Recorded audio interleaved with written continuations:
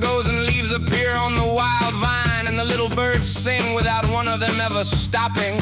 I compose a Cervantes without twistings or turnings, since a wretch afflicts me, a fellow who does not keep company with girls. May God give him unease. He thinks more of a gray old hag who is near the flesh nor fat. May disease smite his bones, and may his jaw hang down.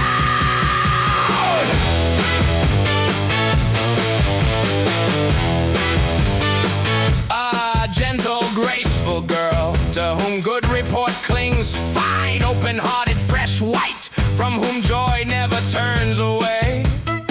She is the one whom I want.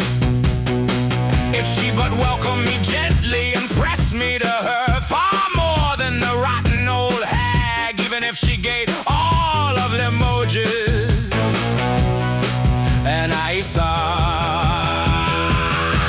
By Christ, the lover who ties himself up with an old woman is ill-advised. He is worse off than the man who never wakes up.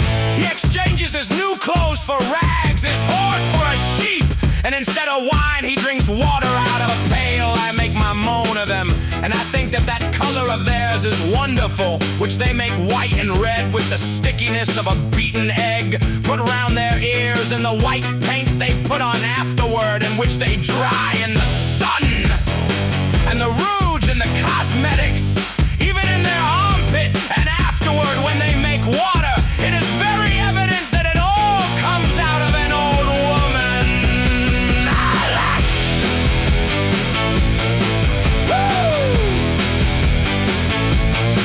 Alack, the lover who gets entangled with an old woman does deceive himself so badly. But I don't pity him, for he brings it all on himself. Any old woman is of an ill race, and the lover who lies with her plucks for himself the rod with which he is scourged. For even if she dresses well and prinks herself out, and her clothes are made of new scarlet cloth, underneath them she has naught but a wrinkled skin. I would rather give away and spend all I have, even my shoes, for the sake of my fair girl who does not sell herself cheaply, than have all the riches of the king of Damietta, and give up on account of the silken cloth which covers it, a plump knee for a flat thigh.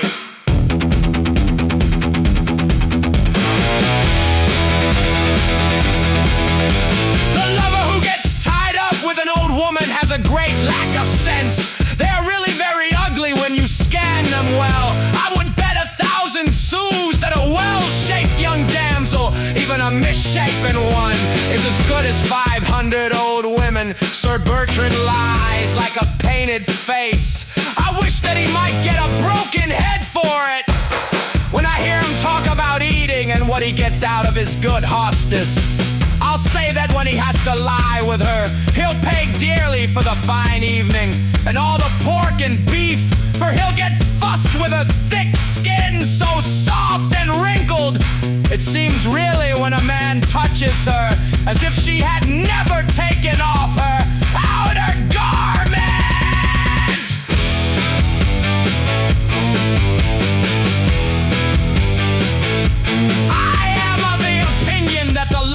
Dotes on such a painted hag is bewitched. There is nothing to her but her clothes, and I think that it is a great abuse for a lady, after she loses her beauty, to make for herself a veil or on their arm